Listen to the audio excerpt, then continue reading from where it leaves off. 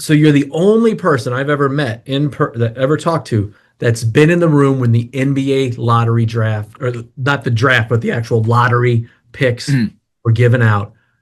I want to cut this off, make it its own thing. It'll be part of this, but tell us what's the whole experience like from when you get the call, you go in the room, all that stuff. Yeah, no, I mean, it was obviously something we wanted to do. Basically, my boss told me in like January, get a hold of the NBA. Basically get in touch with them, and see if you can be on that list, because we'd known about people who'd done it before. The previous year that I covered the lottery, because the lottery is, what's really great about it is that it does dovetail with the combine. And that they have it in the same place. They have it in Chicago. And so, like the last time I had been to the combine was 2023, when they ended up picking Jarris Walker, and that was also the Wembanyama draft. So, we're in Chicago anyway. Obviously, the Pacers were in a case where wherever they had the lottery, they were still going to have a top 10 pick, and the season was over. So it was like, okay, I was going to get to stay. In this case, but we knew some people who had done it, and we were like, man, we should have done that. And this year's like, okay, for this especially, they got a chance at a top 5 pick, but even more so if it's on the line with the Zubac deal, that it's conditional. We should be in there. This is something we should be able to watch up close. And so, got in touch with, Tim Frank at the NBA, and Mark Broussard, kind of the main guys that are in their communication shop. And they got back to me pretty quick, said, yeah, well, this works fine. You make sense for you to be there. And we'll get further in touch. And so I checked in like about a week before. They had actually kind of, I had some email, like we had some email changes at work in terms of like what our handle is. Long story, who cares? But I had to actually get a hold of them.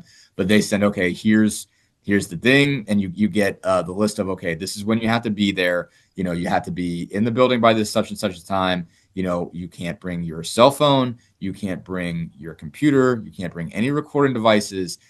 Everything is off the record. So it's like you're going to meet at the main media workroom, and they're going to collect everybody who's going, and you're going to follow them, to this different room. So it was at it's the first year they did it here. It was at the Navy Pier. Last year, I think, or the last time I was there, it was at the Hyatt Regency, where by McCormick Place. This year they did it at the Navy Pier. So it's like, okay, you've got that's cool. There was like this big sort of ballroom area. Yep. Not even ballroom area. It's just big open space where they were going to do the TV show. There was a media workroom, and then there's this separate kind of, convention room, or a conference room, basically, that they made a little bit bigger. And, they put the lottery machine up in front of it, have a backdrop, and you walk in there, all the numbers are there. And so I did not know until I got in there, was they're sequential.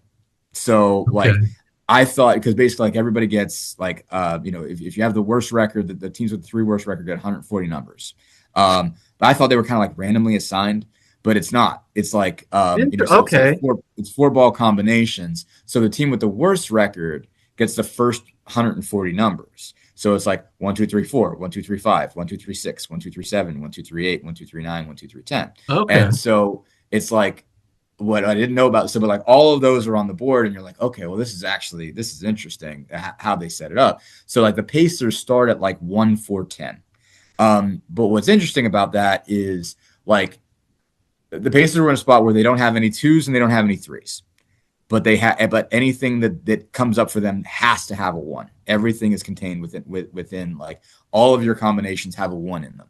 And so like that gives you a sense going in, and I hadn't even fully processed it while I was watching. So like again, they give you a notepad and a paper, and they kind of explain to you like, this is how it works. There's going to be 10 seconds between these balls and everything like that. You're in there, like every team has a representative, and it's like somebody in their front office. Like it's not somebody that's, like, whereas like you have like kind of a symbolic person in the room where they do the TV show, where they sent TJ McConnell. In this case, it was their executive vice president, Ted Wu, was in the building. And so, so like you get to mingle a little bit beforehand, and then you get to mingle a little bit after, but you can't say anything. And so the thing happens, and everybody's got like, and they tell you, hey, like you're going to be, they tell the execs, like, we're going to have a camera on you. We're going to put this out after the lottery is over after it's on TV. We're going to show what it was like in here.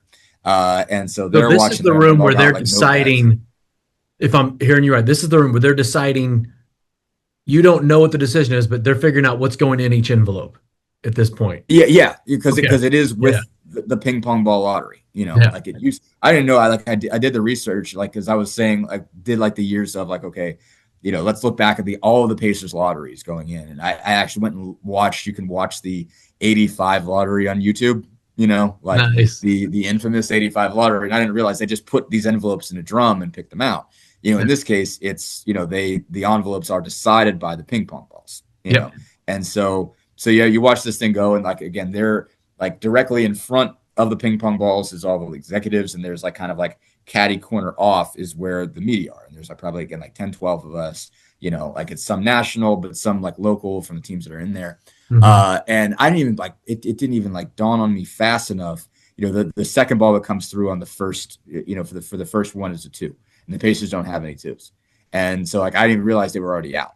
Like after the second ball, it's already out on number one, and so the second thing comes through, and there's another two, and there's no one, so that one goes to Utah, and then they do it a third time. They had to throw the third one away because it went to Utah twice in a row, and so they had to throw that combination away and then do it again. And so like again, just technically they were always one ball away. Basically in every one they were one ball away, but it never really felt like that because there was only one that came up the entire time. So like if there's not a one, you're out. And Wow. so Okay. the only other time there was a one, there was also a two because it was Washington. Because there was a 1, 2, and a 4. And so like it was like on one hand it was close, on another hand it was never close, and I just like and it was just like, yeah, like every time it came up, they were out. And so then the thing is, like, that's done in like 15 minutes, and you go in like an hour prior to the show. So then you just got to sit there with it for like an Yeah. hour and 20 minutes. And they And have a TV. Yeah, sort of. And How does so it's that, like both was this killing you you as a reporter where you're just like, I go, it is, but it's like wild because like, so again, like you get to mingle all this time, and Ted came over to talk to me, and it was just like and he was like, do you need anything from me? I'm like, we're gonna talk on the record? He's like, no. Like, so we had a great off the record conversation that I can't really divulge, yeah. but just going over stuff about where they kind of felt about it, where everything was going, and I can't tell anybody what it was because it's off the record.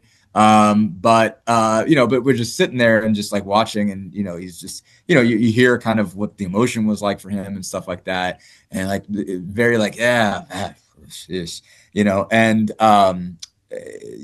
like, but the TV show comes on, and like he can't, I mean, it's not only can I not tell anybody, he can't tell anybody. So like I can't tell my editor like, hey, number one, we need to get this, this is the story. I did pre-write, so that it could go live, because I was like, I'm not gonna be able to file, I'm not gonna be able to be able to write. And so if I'm stuck all the way through the show, you're not gonna be able to publish anything until the show. So I had two pre-written stories, one that could go, what could go either way.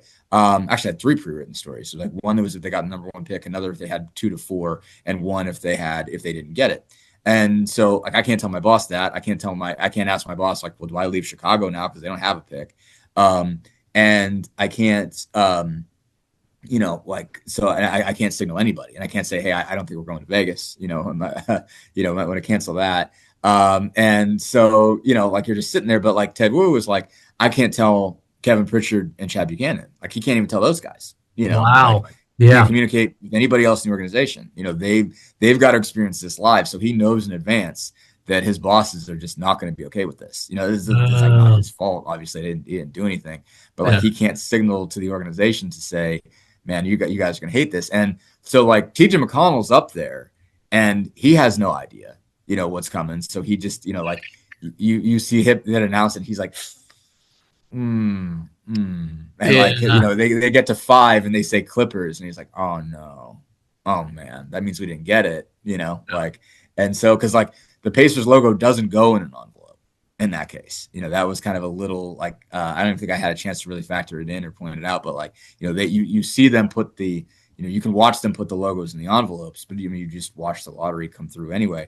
But the Pacers card just sits on the table. It doesn't go in an envelope, and they kind of Jeez. take it away eventually. But like, they were just sitting there with a stack of envelopes before they sent them down. But I mean, you're in there for a long time before the show even starts, and then you have to watch the whole show. Like, you don't get let out until the show is over, like Wow. until it's done. And so then and everybody knows that, and obviously everybody knew I was there. So I mean, I think maybe we watched, maybe like we went down for maybe the last 10 minutes, but it's like after the lottery has been, after all of the names have been called, everything. And so you get down there, and there's Kevin Pritchard is still processing it, whereas like you kind of see Ted Wu like deal with it, Yeah. and cope. And then You gotta watch it again. that like Pritchard watches it again, and like, so we got an interview with Pritchard, and he was just like, like, you can watch him. He was like apologetic, but he was also like, it was like he was going through therapy, mid Yeah. deal, because it's like he's still reminding himself like, we're still better off having made this trade. We're still better off with Ivica Zubac. We would have been better off with Ivica Zubac and a top 4 pick. Mhm. But we made this deal for a reason. Like, we Yeah. did believe that there was a difference between the top 4 and everybody else. That, like, at the end of the day, it's like, all right, would you rather have Ivica Zubac or Keaton Wagler or Darius Acuff or somebody like that? The answer is no. But you weren't far enough to say, I'm okay with missing out on AJ DeBonsa or Darren Peterson or Cameron Boozer. I want us to have a Mhm. shot at those guys. And that's kind of how they, drew their line. I'm sure the Clippers were like, man, we want to go into, we don't want you to be able to guarantee yourselves this pick. Like, we're Yeah. not giving you Zubac because, like we don't have to, basically. And so Yep. we don't want a scenario where you can play yourselves out of the possibility of losing this pick, that you can lose enough to guarantee that you don't, that you keep it. Like, we want to have a shot on lottery day. So you can get the top 4, I guess we'll agree to that. But if the lottery balls don't go your way, we want the pick. We don't want you to be able to, even if you have the worst record, we don't want you to be able to keep the 5. We want the 5, we want the 6, we want the 7, we want the 8, we want the 9. And any of those come through, we want it. And so, like, the Pacers ultimately had to make a decision of, if we lose this, are we better off? And I think they are, and I think they think they are, but it still really sucked for them, because I think they were really like, had stars in their eyes of like, what if we get Ivica Zubac and AJ DeBonsa, and Darren Peterson, Yeah. and Cameron Boozer?